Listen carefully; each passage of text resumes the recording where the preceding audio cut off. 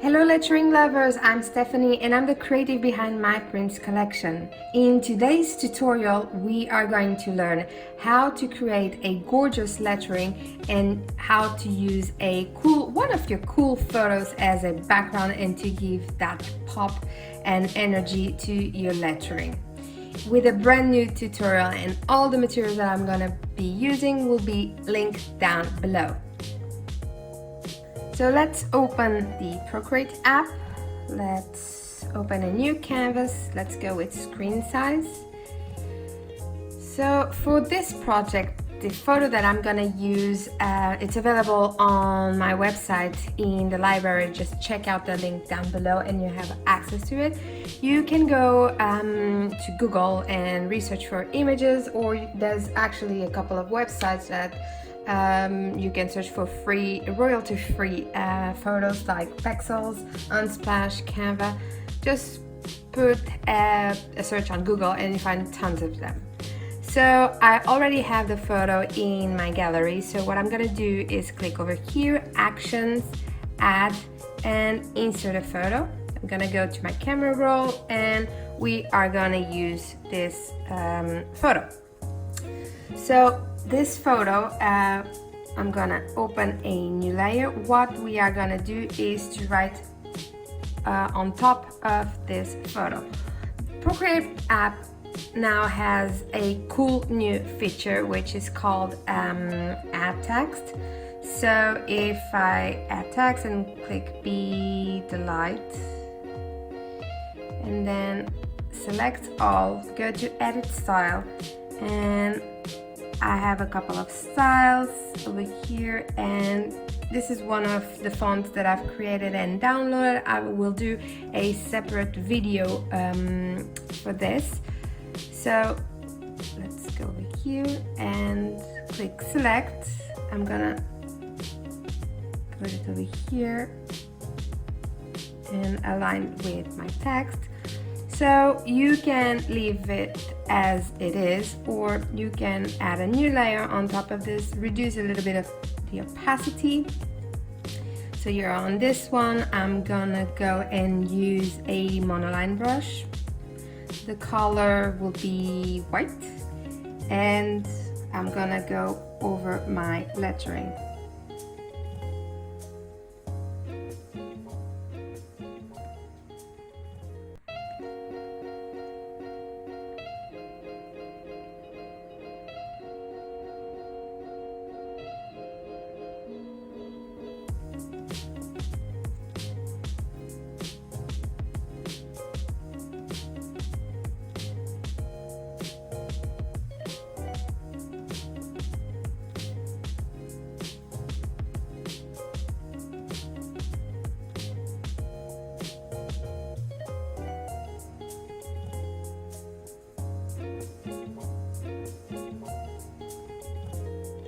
And there you go.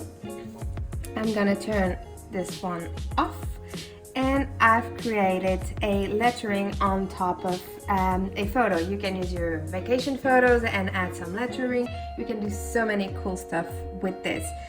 One thing that you can do as well with this is see over here, if you want to hide, make it kind of an effect that is crossing this bar over here. I have a video about how to do that. I will link it up here, and yep, this is simply how you do it. Another cool thing that you can do with this is, let's use this example.